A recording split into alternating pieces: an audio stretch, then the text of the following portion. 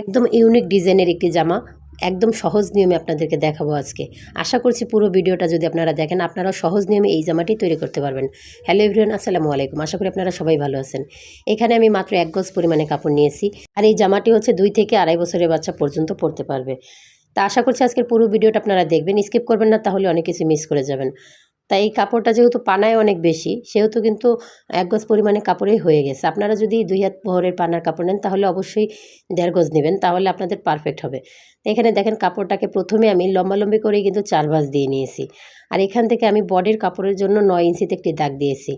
বডির কাপড়টা থাকবে ৮ ইঞ্চি, আর সেলাইয়ের জন্য নিয়েছি ১ ইঞ্চি। এখানে ৯ ইঞ্চিতে আমি দাগ দিয়েছি। যদিও কাপড়টা সাদা, চকের মারও সাদা, বোঝা যাচ্ছে না। আপনারা অবশ্যই একটু খেয়াল করে দেখবেন মেজারমেন্ট আমি কীভাবে করি। তো এই লম্বা দাগটি দিয়ে কিন্তু আমি কাপড়টিকে কাটিং করে আলাদা করে রেখে নেব। তারপর আমি কোমরের যে কুচির কাপড়টা আছে সেই কুচির কাপড়টা কাটিং করে নেব। আর এই কাপড়টা যেহেতু পানায় অনেক বেশি, তার জন্য আমি এভাবে ডাবল ভাঁজ দিয়েছি, তারপর আবার আরেকটু ভাঁজ দিয়ে নেব। মোট কথা এখানে ৪ ভাঁজ দিয়ে তারপর আমি কাপড়টিকে কাটিং করে নেব। তো এইখানে আপনারা অবশ্যই, যদি আপনাদের ২ হাত বহরের কাপড় হয়, আপনারা এখানে কিন্তু ডাবল করে ভাঙা দিয়ে তারপর আবার ৪ ভাঁজ করে নেবেন। আমি কিন্তু এই কাপড়টা অনেক পানা, তার জন্য এভাবে আমি ডাবল ভাঁজ দিলাম না। এই লম্বা করেই আমি কাপড়টি একবারেই কাটিং করে নেব। এখানে বডির কাপড় আছে ৮ ইঞ্চি। আমি এখানে ১৪ থেকে ১৫ ইঞ্চি পরিমাণে কাপড় নিয়ে নেব। এখানে ১৪ ইঞ্চি নেব ঝুলের জন্য, আর ১ ইঞ্চি নেব সেলাইয়ের জন্য। তাই আমি ২৩ ইঞ্চিতে একটি দাগ দিয়েছি, আপনারা অবশ্যই বুঝতে পেরেছেন। তো এখানে এই কাপড়টিকে আমি কাটিং করে নেব। আর আপনারা যদি ২ হাত বহরের কাপড় দিয়ে কাটিং করেন তাহলে আপনারা ১৪ দুগুণে ২৮ ইঞ্চি কাপড় নিয়ে নেবেন, কেননা ২ হাত বহরের কাপড়ে কিন্তু কুচি কম হবে। তো এই যে দেখেন আমি কাপড়টিকে কাটিং করে আলাদা করে নিয়েছি। এখন এই যে কাপড়টা আছে, এই কাপড় থেকে আমরা হাতা এবং ফিতা এবং গলার যে পট্টিটা বের করতে হবে সেই কাপড়গুলো বের করব। তো এখানে দেখেন আমি ৫ ইঞ্চিতে একটি দাগ দিয়েছি। আর এই ৫ ইঞ্চি কাপড় কিন্তু আমি হাতা কাটিং করব। হাতাটা একটু মেঘা হাতার মতো হবে, কুচির মতো। তা এইখানে আমি দেখেন এই হাতাটাকে মাঝখান থেকে আগে কাটিং করে ২ ভাগ করে নেব।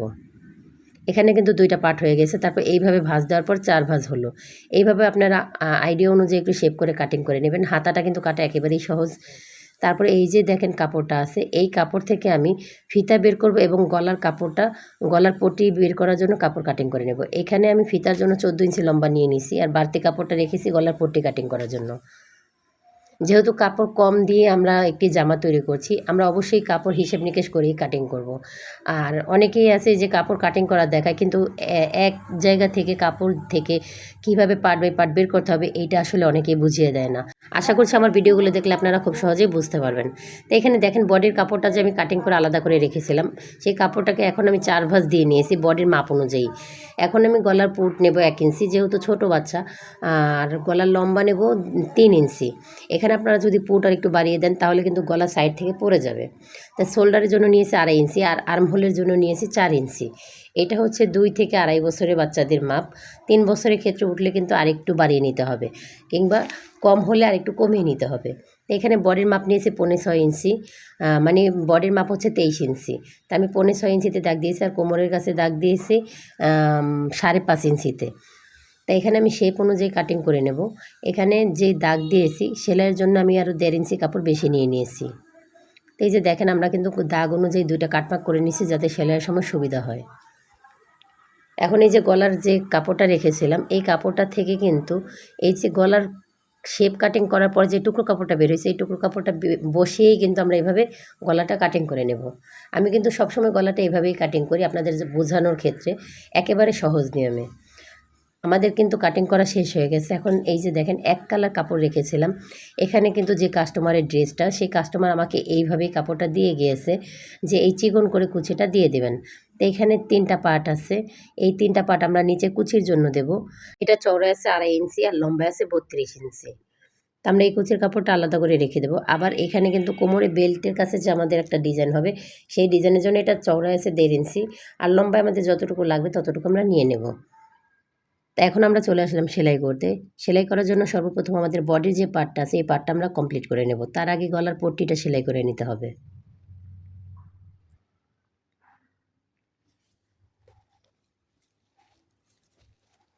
তা চিকন করে সেলাই করে নিতে হবে গলার পট্টিটা। আমরা অবশ্যই শেপে শেপে ঘুরিয়ে ঘুরিয়ে চিকন করে সেলাই করে নেব। তারপরে বডির কাপড়ের সাথে এভাবে আমরা জয়েন করে নেব। আমার এক আপু কমেন্ট করেছিল যে আপা গলার পট্টিটা জয়েন করার সময় আপনারা বডির কাপড়কে উল্টো দিকে দেন না ভাও দিকে দেন, এটা তো বলে দেন না। যার জন্য আমি সেলাই করতে যাওয়ার পর আমার ভুল হয়ে গিয়েছিল, আমি ছোট ছোট কাটও করে ফেলেছিলাম, তখন সেই কাপড়টা আমার রিজেক্ট হয়ে গিয়েছিল, আমি আর ক্লিয়ারভাবে করতে পারিনি। তা আমি এই ক্ষেত্রে বলবো যে আমার যে আপুরা নতুন একদম কাজ নতুন শিখেছেন, তারা প্লিজ সম্পূর্ণ ভিডিওগুলো একটু ভালো করে দেখবেন, তাহলে আসলে আপনারা বুঝতে পারবেন। গলার পটিটা সবসময় আপনার বডির পার্টটা থাকবে ভাও পার্ট উপরে, আর গলার পটিটা তো যেই পাশে সেলাই করবেন সেই সেলাইয়ের উল্টো পার্টটা উপর দিকে থাকবে, মানে ভাও পার্ট ভিতরে দিবেন আর বডির ভাও পার্টটা উপরে দিবেন। তারপর আপনারা দেখবেন জয়েন করার পরে এটা কোন দিকে যাবে। গলার পটিটা জয়েন করার পরে উল্টানোর পরে কিন্তু আপনার উল্টো দিকেই যাবে, তার মানে বডির যে ভাও পার্টটা আছে সেটা উপর দিকে আসবে। আপনারা অবশ্যই একটু খেয়াল করে কাজ করবেন, আর খেয়াল করে কাজ করবেন। কাজ করার আগে মেপে নেবেন, তারপর সব কিছু আগে বুঝে নেবেন, তাহলে আসলে কাজে ভুল কম হবে, কাজের ফিনিশিংটা সুন্দর হবে। আর আপনারা যদি কাজ করার আগে কোনো কিছু ভেবে চিন্তে না নেন, না দেখেন, ইউটিউব থেকে একটা ভিডিও দেখলেন কিন্তু ভালোভাবে দেখলেন না, পুরো ভিডিওটা দেখলেন না, স্কিপ করে দেখলেন, তাহলে তো অনেক কিছুই মিস করে যাবেন, যার ফলে আপনাদের কাজে ভুল হবে। আর একটা কাজ আপনি যতবার খুলবেন ততই কিন্তু এই কাজের কোয়ালিটিটা নষ্ট হয়ে যাবে। তা আশা করছি আপনারা বুঝতে পেরেছেন। আপনারা অবশ্যই যে কোনো কাজ করার আগে ভালো করে দেখে নেবেন যে আমরা কোন প্রসেসের পর কোন প্রসেসটা করি, কোন সেলাইয়ের পর কোন সেলাইটা দিই। আপনারা স্কিপ করবেন না, এটা আপনাদের কাছে রিকোয়েস্ট। স্কিপ করলে আসলে অনেক কিছুই মিস হয়ে যায়। তাই যে দেখেন, আপনাদের সাথে কথা বলতে বলতে কিন্তু আমি গলার পট্টিটাও সেলাই করে ফেলেছি এবং 2টা ফিতাও সেলাই করে ফেলেছি। তো এখন এই ফিতা 2টা কিন্তু আমি বডির কাপড়ের সাথে জয়েন করে নেব। আমরা যে কাটমার্ক করে নিয়েছিলাম বডির মাপ অনুযায়ী, সেই মাপ অনুযায়ী আরেকবার ফিতা ধরে তারপর দেখে নেব যে ঠিক আছে কিনা। তারপর 1/2 ইঞ্চি উপরে ফিতাটা রেখে এইভাবে জয়েন করে নেব। 1/2 ইঞ্চি উপরে রাখার কারণ হচ্ছে আমরা যখন বডির কাপড়টা কোমরের কুচির সাথে জয়েন করব তখন কিন্তু ফিতাটা আটকে যাবে না। 1/2 ইঞ্চি কাপড় জয়েন করতে আমাদের প্রয়োজন হবে, এই জন্যই কিন্তু ফিতাটা 1/2 ইঞ্চি উপরে দিতে হয়। এই যে ফিতাটা জয়েন করে নিয়েছি, এখন আমি হাতাটা রেডি করে নেব। হাতাটা প্রথমে এইভাবে ভাও পাটটা দেখে তারপরে আমরা এভাবে চিকন করে একটা সেলাই দিয়ে নেব, এক ভাঁজ দিয়ে। তারপরে কিন্তু আমরা আবার আরেকটি ভাঁজ দিয়ে সেলাই করে নেব। এতে করে হয় কি, পাকা রিং পড়ে না এবং সময়ও বাঁচে, ফিনিশিংটা খুব ভালো হয়। তো এই যে দেখেন, আমি এক ভাঁজ দিয়ে চিকন করে সেলাই দিয়ে নিয়েছিলাম, এখন আবার আরেকটি ভাঁজ দিয়ে এইভাবে চিকন করে সেলাই দিয়ে নিচ্ছি। তারপরে এই যে এইভাবে দেখেন, এই কুচিটা অনেকেই দিতে পারেন না, আপনারা জাস্ট শুধু এইভাবে সেলাই করবেন। সেলাই করে তারপর সুতো দিয়ে টেনে টেনে আপনি কুচিগুলো দিয়ে নেবেন, শেয়ারিংগুলো করে নেবেন। আপনার যতটুকু প্রয়োজন আপনি কিন্তু এইভাবে যদি কুচি করেন ততটুকু একদম পারফেক্টভাবে হবে, কোনো খোলাখুলি প্রয়োজন হবে না। আর আমরা হাতে ভেঙে যদি কুচি দিই তাহলে ওই কুচিটা কিন্তু ছোট বড় হয়ে গেলে আবার খুলতে হয়। আর এই কুচিতে কিন্তু খোলার কোনো প্রয়োজন হয় না। আপনি একটু ছোট হয়ে গেলে টেনে বড় করে নিতে পারছেন, আবার একটু বড় হয়ে গেলে কুচিটা একটু ঘন করে দিতে পারছেন। এই কুচি দেখতেও সুন্দর এবং কাজ করতেও কিন্তু সহজ। তাই যে দেখেন, আমি হাতার 2 সাইড কিন্তু এভাবে জয়েন করে নিচ্ছি, তারপরে বডির কাপড়ের সাথে এভাবে জয়েন করে নিচ্ছি। এই ক্ষেত্রে যদি হাতাটা বড় হয়ে যায় আপনারা কিন্তু শেয়ারিং দিয়ে তারপরে ছোট করে নিতে পারবেন, এবং যদি ছোট হয় বডির কাপড়ের চেয়ে, তাইলে কিন্তু একটা একটু শেয়ারিং ছুটিয়ে নিলে কিন্তু বড় হয়ে যাবে। আশা করছি আমি কি বলেছি বা কিভাবে কাজ করে দেখাচ্ছি আপনারা বুঝতে পারছেন।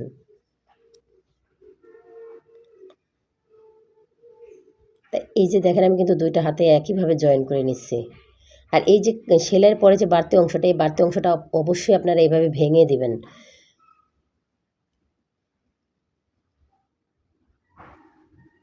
তো এইভাবে কিন্তু আমি 2টা হাতেই একেবারে জয়েন করে নিচ্ছি। আর ডাবল ডাবল সেলাই দিয়ে দেবেন। ডাবল ডাবল সেলাই দিলে হয় কি, একটা সেলাই যদি খারাপ থাকে আরেকটা সেলাই খুলে যায় না। তো এই যে দেখেন, বডির পার্টটা কত সুন্দর হয়েছে, একদম ইউনিক ডিজাইন হয়েছে। এখন আমরা কোমরের কুচিটা দিয়ে নেব। তো এই যে দেখেন, একইভাবে কিন্তু সামনের দিকে হাত রেখে কুচিটা আপনারা সেলাইটা একটু বড় করে নেবেন, তাহলে কিন্তু কুচিটা সহজেই খুব তাড়াতাড়ি পড়ে যায়। তো এই যে দেখেন, এখন আমি কোমরের কাপড়টাও কিন্তু এইভাবে শেয়ারিং করে নেব, হাত দিয়ে টেনে টেনে একটু কুচিটা করে নেব। তো এই কুচিটা করার পরে কিন্তু সব জায়গায় এক সমানভাবে রাখতে হবে, দেখতে হবে যাতে কম বেশি না হয়। তারপরে বডির কাপড়ের সাথে এভাবে মেজারমেন্ট করে নেবেন, ছোট বড় হলে আপনারা মাপ মতো নিয়ে নেবেন। এখন বডির কাপড়ের সাথে জয়েন করার আগে এই সাইডটা আমরা জয়েন করে নেব।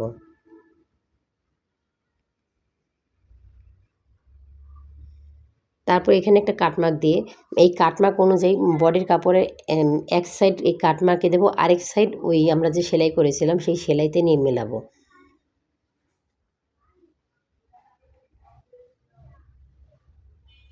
যদিও ভিডিওটা একটু বড় হয়েছে, তারপর আপনারা প্লিজ রিকোয়েস্ট করবো আপনারা একটু ধৈর্য সহিত ভিডিওটা দেখবেন, তাহলে কিন্তু আপনারা সহজভাবে এই ডিজাইনটি তৈরি করতে পারবেন। আর যে কোনো কাজ শেখার জন্য কিন্তু অবশ্যই একটু কষ্ট করতে হয়, মনোযোগ দিয়ে দেখতে হয়। এই যে দেখেন কোমরের কুচিটা কিন্তু আমি দিয়ে ফেলেছি। এখন আমরা নিচের যে ডিজাইনটা আছে এই ডিজাইনটা করে নেব। তার আগে কিন্তু আমরা সুতাটা চেঞ্জ করে নেব। সুতাটা পাল্টিয়ে যদি আপনি কাজ করেন তাহলে কাজের ফিনিশিংটা কোয়ালিটিটা অনেকটাই ভালো আসবে। আর আপনি যদি সাদা সুতো দিয়ে এই গোলাপি কাপড়ের উপর সেলাই করেন তাহলে কিন্তু এটা একটা কি বলবো, একদম খ্যাত খ্যাত মনে হবে। আপনি একটু কষ্ট করে সুতাটা চেঞ্জ করে নেবেন, দেখবেন কাজের কোয়ালিটিটা কত ভালো আসে। অনেক সময় সুতার ক্ষেত্রে, সেলাইয়ের ক্ষেত্রে আপনার কাজের কোয়ালিটিটা অনেকটাই বেড়ে যায়। আপনি একটু খেয়াল করে দেখবেন, আপনি যত যত্ন করে কাজ করবেন ততই কিন্তু কাজটা নিখুঁত হবে। এই যে দেখেন আমি কিন্তু সেলাই করার জন্য এই যে কাপড়টা প্রথমে চিকন করে এক ভাঁজ করে সেলাই করে নিয়েছি। এখন আরেকটি সাইড কুচি দেওয়ার জন্য আমি এভাবে সেলাই করে নিচ্ছি। এখন এই পুরো কাপড়টাতে আমি এভাবে কুচি দিয়ে নেব। তাই এই পর্যায়ে এসে বলছি, যদি আপনারা এই ভিডিও দেখে কাজ শিখতে পারেন, আপনাদের যদি ভালো লাগে তাহলে অবশ্যই একটি লাইক দিয়ে দেবেন। আপনাদের একটি লাইকের আশা আমরা কতই না কষ্ট করি, কিন্তু আপনারা বোঝেন না। আহা, আপনারা জানেন না একটা ভিডিওর পিছনে আমাদের কত কষ্ট হয়। প্লিজ রিকোয়েস্ট করব, যদি ভিডিও থেকে আপনারা কিছু শিখতে পারেন তাহলে একটি লাইক দিয়ে দেবেন। আপনাদের লাইক দিতে কিন্তু কোনো কষ্ট হয় না, কিন্তু একটি ভিডিওর পিছনে আমাদের সারাদিন সারা রাত পরিশ্রম করতে হয়। তাই রিকোয়েস্ট করব প্লিজ একটি লাইক দিয়ে যাবেন এবং শেয়ার করে দেবেন, যাতে আরও অনেকেই এই ধরনের কাজ শিখতে পারে। আর আমিও কিন্তু এভাবে ইউটিউব দেখেই কিন্তু কাজ শিখেছি। যার জন্য আমি বলব যে ইউটিউব দেখে কিন্তু আদৌ কাজ শেখা সম্ভব। কেননা আপনার যদি ধৈর্য থাকে এবং পরিশ্রম থাকে, আপনি কিন্তু ইউটিউব থেকেও একজন ভালো টেলার্স হয়ে উঠতে পারেন। আমি আমার নিজের থেকে বলছি, আমি কিন্তু হাতে কলমে কারো কাছ থেকে কাজ শিখিনি। আমি জাস্ট এই ইউটিউবের ভিডিও দেখে দেখেই কাজ শিখেছি এবং আপনাদেরকেও আমি ইউটিউব থেকে যতটুকু শিক্ষা পেয়েছি, ততটুকু শিক্ষা থেকে কিন্তু আপনাদেরকেও আমি ভিডিও দেখাচ্ছি। তা আশা করছি আপনারা যদি ভিডিও পুরো গুরুত্ব দিয়ে দেখেন এবং আপনাদের পরিশ্রম থাকে, আপনারাও কিন্তু আমার মতো এইভাবে কাজ করতে পারবেন এবং আপনারাও এইভাবে আপনাদের প্রতিভা কাজে লাগাতে পারবেন। তাই এই যে দেখেন আমি কিন্তু কুচিগুলো দিয়ে তারপরে আমি বডির কাপড়ের সাথে কুচিটা জয়েন করে নিচ্ছি। আর অবশ্যই কুচিটা জয়েন করার সময় আপনারা একটু আস্তে আস্তে জয়েন করবেন, যাতে কুচিটা সব জায়গায় এক সমান পড়ে।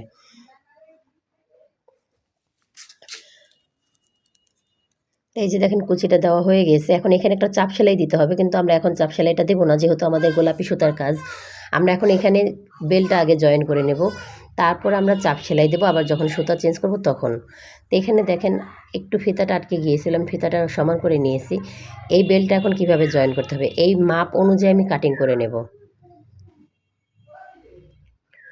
এভাবে মাপ অনুযায়ী আমি কাটিং করে নিয়ে তারপরে এভাবে নখের সাহায্যে ঘষে ঘষে দুইটা সাইড এভাবে ভেঙে নেব, তাহলে সেলাই করার সময় একদম সহজ হবে। এই যে দেখেন এখন এই ফিতা থেকে ধরে একদম এই কোমরের কুচিতে সুন্দর করে ধরে তারপরে এভাবে সেলাই করে নিতে হবে। এটা অবশ্যই আপনারা একটু আস্তে আস্তে করবেন, যাতে আঁকা বাঁকা না হয়, একটু সুন্দর করে সোজা রেখে তারপর করবেন। আর এই মাথাটা এভাবে ভেঙে দেবেন।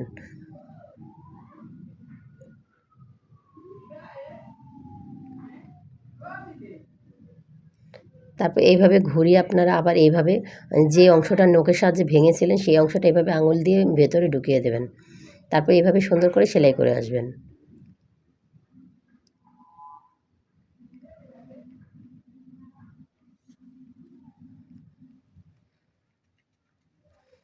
তো এক পাশে আমরা এই কাপড়টা জয়েন করেছি, এখন আমরা আরেক পাশে জয়েন করার জন্য এইভাবে নখের সাহায্যে আবার ভেঙে নেব।